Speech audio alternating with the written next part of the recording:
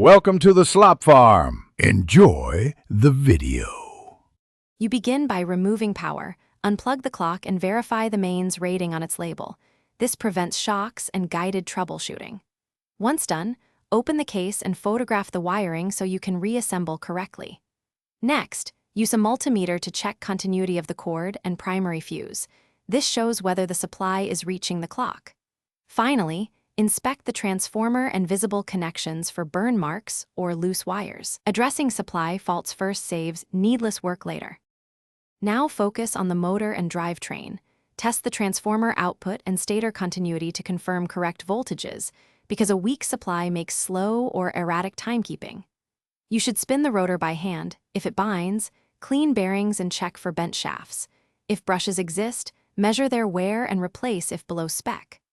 Once done, clean gear teeth and pivots with a soft brush and apply minimal clock oil to bearings. Make sure to avoid oil on coils or friction surfaces.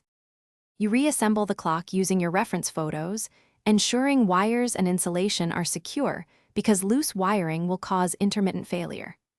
After restoring power, set the time and monitor it for 24 to 48 hours, comparing drift against a reliable reference to calculate seconds gained or lost per day.